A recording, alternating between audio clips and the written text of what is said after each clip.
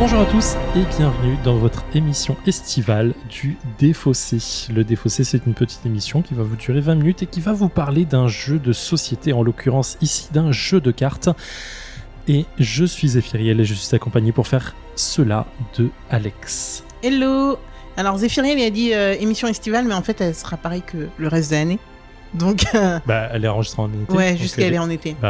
Donc on a les émissions hivernales. Estivale. Ok, très on pourra dire hivernale, si tu veux, en hiver. Moi ça me dérange pas. Automnale, comme tu veux. Automnale, ok, très bien. Je sais pas comment on dit printannale. Je sais pas. C'est pour ça que je me suis pas lancée. Printanière, éventuellement. J'ai vu qu'il y avait un blocage sur ce moment-là. Ma chère Alex, je te propose de, comme il n'y a pas si longtemps que ça finalement, d'enfiler une combinaison spatiale. J'avoue, on me fait souvent ça. Ouais, on fait souvent. Et d'aller explorer le lointain, les planètes, et de jouer à la belote. La 9e planète apparemment. C'est ça, explorer, trouver, enquêter, enquête de la nouvelle planète. Parce qu'on va jouer à The Crew. Sous-titre Enquête de la nouvelle planète. Enquête en 2 mots, parce qu'on va pas enquêter dessus, mais on va aller enquête de celle-ci. C'est un jeu Yellow pour 3 à 5 joueurs, pour 10 ans et plus, pour des parties de 20 minutes environ. Et c'est un jeu qui me... alors, je n'ai pas encore joué au jeu, je n'ai pas testé, parce qu'il faut être 3 minimum, et je ne suis pas 3... dans ma tête, oui, mais c'est un peu difficile souvent. Mais donc voilà, et c'est un jeu qui fait un peu le buzz ces temps-ci sur le net. Voilà. Sur Philibert, c'est dans les meilleurs ventes, top 2 des meilleurs ventes. Ouais, voilà. Ouais. Et en lisant les règles, je vois le truc venir et je me dis, ouais, ok, je comprends pourquoi. Ah ouais ? Ouais. En fait, The Crew, ils ont pris un truc très simple de jeu, c'est qu'on va jouer à la belote, en fait, grosso modo, mais une belote coopérative. C'est-à-dire qu'on va avoir chaque... Attends, là, tu me proposes un coop, là ? Ah, je t'ai pris au piège. Ok, incroyable. Non mais allons-y. C'est vrai. Ouais, j'ai pas pensé. J'ai plus pensé, tu vois, ça faisait tellement longtemps que j'ai complètement... donc oui, je te propose un coop, une belote en coop. Effectivement, c'est édité. D'ailleurs, c'est créé par Monsieur Thomas Singh et j'ai pas regardé ce qu'il avait fait par ailleurs. Il avait fait Cosmos, que je ne connais pas, dit comme ça, que j'avais confondu avec un autre jeu. Il avait fait Miss Lupin, voilà. Bref. Et donc, on va jouer à la belote. Donc pourquoi ? Parce que le jeu a 4 couleurs qui se divisent en bleu, rouge, jaune et vert, avec des cartes qui vont de 1 à 9.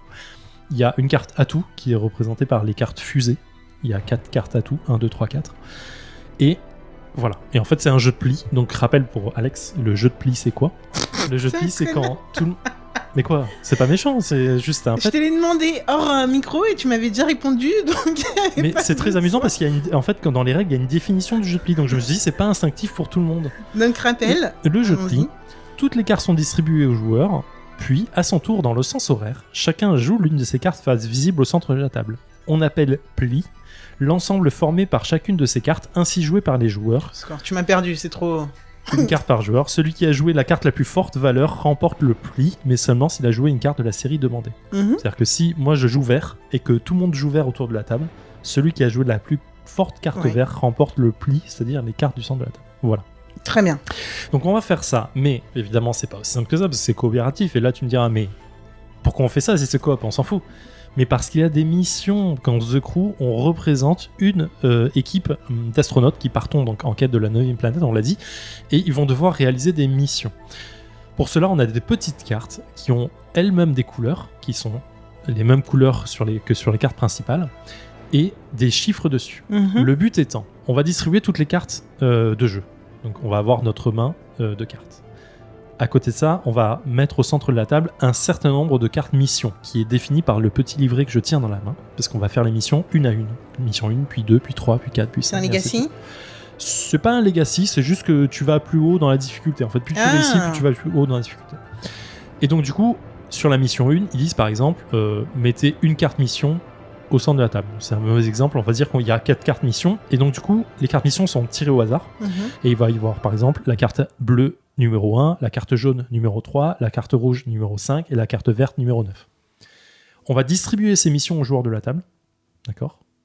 Et c'est la mission pendant le jeu. C'est-à-dire que moi, si je me retrouve avec la carte 9 verte, je ne sais plus si c'est le bon exemple, mais c'est pas grave, je vais devoir remporter le pli où il y a la carte 9 verte dedans. C'est-à-dire qu'à un moment, sans communiquer, parce que tu n'as pas le droit de communiquer avec les autres joueurs des cartes que tu as en main, tu dois pouvoir... un moment, je vais devoir jouer...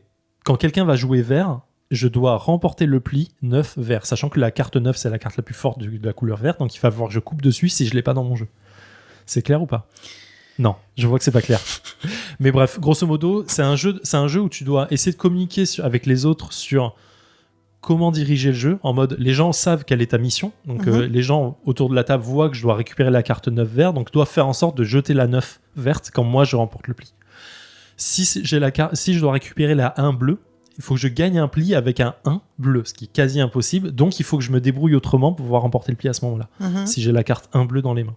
Donc tu vois, tout le contexte du jeu est de se dire comment je fais en sorte que c'est mon coop, enfin mon coéquipier qui doit remporter le pli avec la carte que j'ai en main. Attends, tu parles de mon coéquipier, en fait c'est 2 équipes qui... Non, mon coéquipier c'est tous ceux qui sont autour de la table. Je vois ça.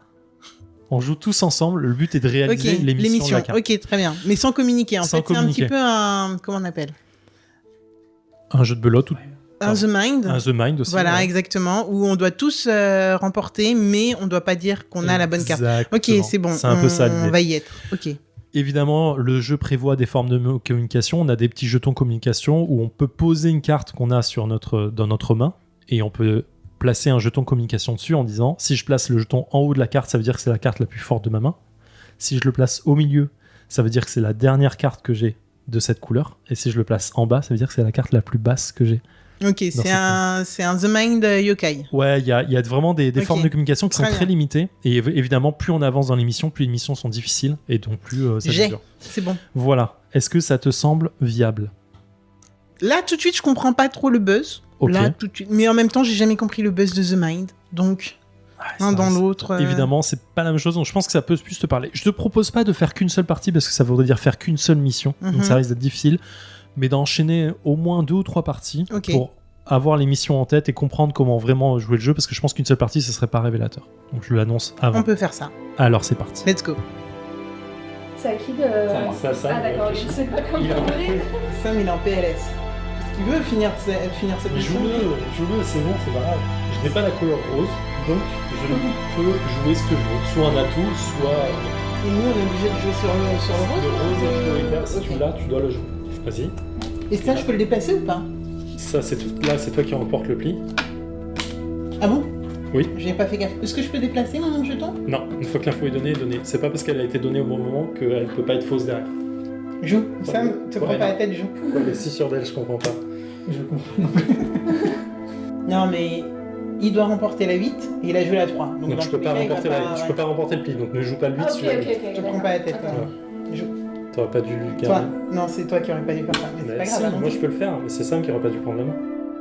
Et nous sommes de retour dans le défaussé après plusieurs parties, soyons réalistes, de 35 minutes de The Crew. Bien sûr, comme je l'ai dit au début de l'émission, c'est un jeu qu'on ne peut pas jouer à deux. Donc, nous avons autour de la table 2 autres personnes. Une dont vous êtes habitués d'entendre la voix suave de Sam, qui nous a gentiment accompagnés. Et nous sommes aussi accompagnés de Lulu, qui nous a fait plaisir, en plus de nous accueillir chez elle pour cette journée jeu, de jouer avec nous. Alors, on va commencer par Sam. Qu'est-ce que tu as pensé ? Qu'est-ce que j'ai pensé ? Qu'est-ce que tu as pensé du The Crew ? J'ai trouvé ça super chouette. Ouais, mais moi je suis quelqu'un qui aime beaucoup jouer au tarot. Ouais. Donc la mécanique de pli, j'aime. Et cette réflexion qu'il y a derrière pour essayer de pas faire la connerie, pour refiler le bon pli au bon moment, c'est vachement... Ça crée une interaction qui est entre les joueurs qui est vraiment intéressante et le tout sans parler, sans... Ouais. J'ai trouvé ça vraiment chouette. Ouais. J'ai beaucoup aimé la réflexion que tout ce qui se met en place dans ta tête pour essayer de remettre en place. J'ai retrouvé des sensations de jeu de tarot qui me plaisent énormément. Et au fur et à mesure des parties, vraiment, tu découvres la façon de jouer déjà entre nous, parce que chaque personne a un petit peu sa façon de penser ce genre de jeu, mais aussi les moyens de gagner, de remporter ces manches. C'est vraiment plaisant. J'ai beaucoup aimé. Ouais, ce que je veux dire, en fait, ça t'apprend. Enfin, au tarot, t'es pas si loin que ça, en fait. Quand tu dois faire attention au nombre de cartes qui sont tombées, quand est-ce que tu dois jouer ton roi et ainsi de suite, c'est un peu dans le même style. Ouais, mais là, t'as plus de marge de manœuvre. Ouais, clairement. T'as des petites aides et puis t'as pas l'obligation de jouer de l'atout quand t'en as si t'as plus la couleur. Ce qui est agréable. Ce qui est vachement aidant. Et du coup, c'est moins mécanique qu'un tarot. Et ça laisse plus de place à la stratégie. Ouais, c'est vraiment chouette. Cool, ça me fait plaisir que t'aies kiffé. Lulu, qu'est-ce que tu en as pensé ? Bonjour, eh ben écoute, j'avais beaucoup aimé aussi. Ouais. Je joue au tarot à peu près une fois par an, donc j'avais besoin de me remettre dans l'état d'esprit des plis et de comment ça marche. Tu fais ça pour te justifier. J'ai bien aimé aussi le mode coopération. Ouais. Même si pour moi ça rajoute une dimension émotionnelle et culpabilisante quand je fais perdre l'équipe, qui est mon problème à moi, mais voilà, c'est cool, ça rajoute vraiment de l'enjeu parce qu'on a envie de faire gagner son équipage, quoi. Donc très chouette, c'est assez beau, les cartes. C'est joli à regarder. Oui, c'est assez basique, quoi. On verra sur le design, c'est pas fou, mais bon, ça fait le taf pour le tout, quoi. Voilà. Moi qui joue pas beaucoup, c'est cool, ça se met quand même assez facilement en place et très chouette. Clairement. Ok, Alex, quel est ton ressenti par rapport à ces parties-là ? Alors moi, j'ai eu vraiment très très peur par rapport au fait, quand tu as expliqué les règles, j'ai eu vraiment peur de retrouver un The Mind, qui est un jeu sur lequel j'adhère pas plus que ça, j'accroche pas. Après, par contre, tu rajoutais des mécaniques qui me faisaient penser à Yokai, que j'avais bien aimé, et quand on l'a testé l'année dernière au Fige. Bon Pas au Fige. À PEL. PEL. Donc, très bon jeu, exactement. Et là, en fait, je me retrouve avec un truc hybride. Vraiment, pour le coup, c'est hybride, ce qui veut dire que, de base, en fait, comme tu l'as dit en off, quand on a commencé à jouer, c'est pas un jeu où on reste silencieux totalement. On a le droit de communiquer à partir du moment où c'est pas sur son propre jeu. Et ça, pour moi, ça change tout. Donc on n'essaye pas de faire genre psychologie de oui, non, on essaye de lire dans la tête des autres. Oui, je sais que tu souris parce que toi, ça fait marrer la fois avec les petits guillemets de psychologie. Genre... Non mais voilà, du coup, ça vend pas une dimension qui n'existe pas, selon moi, dans un jeu. Les débats sont ouverts. Et par contre, la communication avec les jetons sur les indices qu'on peut donner aux autres, c'est vraiment parlant à partir du moment où les capacités d'observation des gens sont là. Ce qui n'est pas arrivé tout le temps pendant nos parties, mais c'est pas grave. C'est marrant, c'est ça. Et du coup, pour moi, ça a beaucoup plus d'intérêt et c'est beaucoup plus sympa. Après, je comprends toujours pas le buzz, on va se l'avouer. Je comprends toujours pas, mais je pense qu'en fait, je suis pas la cible de ce genre de jeu, tout simplement. Que je rentre quand même dans la même catégorie. Je saurais pas comment appeler cette catégorie. C'est un jeu de pli, simplement, quoi. C'est un jeu de coopératif. Non, j'aime bien le pli. Oui, mais là, coopératif. C'est la coopération qui te fait chier, je pense. Non, parce que... Toi, vraiment, tu joues au tarot avec toi, ça veut dire t'es la personne qui s'appelle tout le temps, quoi. Bon, mais je joue toute seule, je vais tous pourrir. Ok. C'est vrai que j'aime bien pourrir les gens. Et voilà, après, la coop, on en fait quand même de temps en temps. Et ça se passe plutôt bien. Mais non, vraiment, pour le coup, je pense que le thème ne me parle pas. Le système me parle à moitié. Donc il y a un petit loupé de mon côté, mais en fait je vois très bien l'attrait. Par contre le design, j'ai surkiffé moi. Ouais. C'est un design, tu sais, ça me fait penser à ce jeu russe là, qui se voulait russe sur la recherche, l'exploration de l'espace là, qu'on avait fait, où il y avait que des zooms. Space Explorer. Voilà, et que j'avais pas du tout kiffé. Et là en fait ils ont montré c'est marrant, que le design pouvait être à l'ancienne, mais sympa, et en plus en changeant les cartes de temps en temps et pas en faisant que des simples zooms. Oui, d'accord. Voilà. Donc pour moi c'est un oui, j'ai kiffé, et je le redis, surtout cette technique de communication non verbale, en donnant des indices, etc. Donc c'est un oui pour moi. Ok. Enfin un oui mitigé, je ne l'achèterai pas, mais j'y rejouerai bien. Ah voilà, c'est déjà pas mal pour un jeu coop. C'est déjà pas mal. Tu as envie de rejouer, c'est un bon. Mais bref, au lieu de faire une mauvaise langue, dis-nous ce que t'en as pensé. Moi j'ai surkiffé, vraiment. J'ai surkiffé au point de me dire j'ai envie de jouer à ça toute l'après-midi. Ah, ça tombe bien. C'est fou. C'est ce qu'on va faire. C'est pas du tout ce qu'on va faire. Mais non, mais en vrai, ça me rappelle parce que moi je suis un très gros joueur. Dans mon adolescence, quand j'étais dans le sud chez mes parents, on jouait des soirées entières à la belote et au tarot. Mais j'ai vraiment des soirées entières. Donc c'est vraiment un genre de jeu que j'adore. Et du coup, ça me rappelle vraiment les sensations, comme disait Sam, de tarot, et c'est super agréable.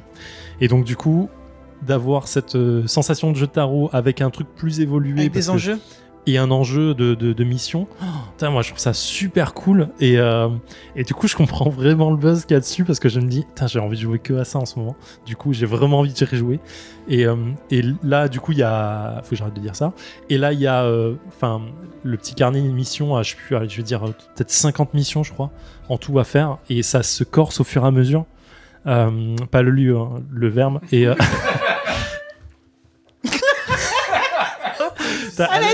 Non, j'ai adoré la tête pas convaincue par sa propre blague de Zéphiriel.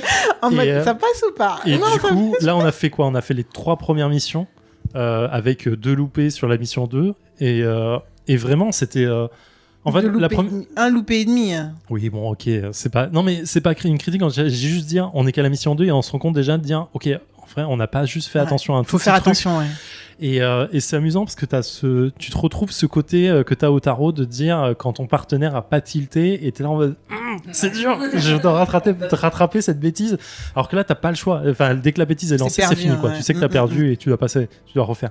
Mais et du coup je pense que sur la sensation de jeu sur les missions où tout le monde a une mission et que tu commences à tourner, tu dis ok, la première réussit, la deuxième est réussie, la troisième réussit, t'en reste peut-être 2, et une personne fait une connerie et fait tout foirer. Oh, putain, ça va être ultra intense comme mode de jeu. Je pense que sur la fin, en fait, tout le monde doit tellement être concentré que ça va être complètement fou. Et j'ai envie du coup de jouer à ça pour arriver à cette tension de jeu en fait, tu vois, parce que là on était en mode un peu cool machin et tout. On était coolos. C'est pour ça qu'on a fait pas mal de petites bêtises. Oui, voilà, ouais. Et en fait du coup on se marre quand quelqu'un fait une bêtise en disant mais non c'est trop marrant et machin et trucs. Mais quand tu arrives sur les missions dures, je pense qu'en fait la tension va être ouais, ça va crescendo. Et si quelqu'un fait une erreur, parce que là on a fait des erreurs sur 2 missions. Je sais pas combien de missions on a vers la 50e mission, mais tu auras des tâches de ouf à faire. Et quand quelqu'un se trompe vers la fin, tu vois, à l'avant-dernière, je pense que t'as le seum. Tu rigoles pas autant. Ouais, voilà, ouais. Et du coup, c'est cette tension que je me dis qui doit être assez cool en vrai à retrouver. Donc voilà. Alors, petite fiche wiki. Oui, The Crew, en quête de la 9e planète, donc édité chez Yellow, de 3 à 5 joueurs pour 10 ans et plus, pour des parties de 20 minutes. Alors, partie de 20 minutes, c'est pas équivalent à une mission en fait, parce que là on a joué 25 minutes et on en a fait 3. Enfin, on a fait 4 parties, donc je pense que ça se permet d'atteindre 20 minutes pour. Ouais, je pense qu'il faut aller mettre un timing, donc ils en ont bien quoi. Mais c'est clairement. Mais vraiment un vrai plaisir. Vraiment, j'ai hâte de pouvoir faire des grandes soirées de ce jeu-là et d'enchaîner les parties, donc grave. Est-ce que tu as une petite idée du prix? Je l'ai pas sous les yeux, ça va tourner autour de 20 balles, je pense. Ça va pas plus, un jeu de cartes comme ça, je dirais que c'est pas autant que ça, mais c'est 13 €. C'est 13 €, ouais, 15 balles. J'allais dire entre 15 et 20, mais 15, ouais, c'est honnête. C'est honnête. C'est de bonne facture, c'est plutôt agréable. Il n'y a pas tant de matos que ça. Non, donc, clairement pas. Ça passe. Ça passe très très bien. Très bien, merci beaucoup, Zéphiriel.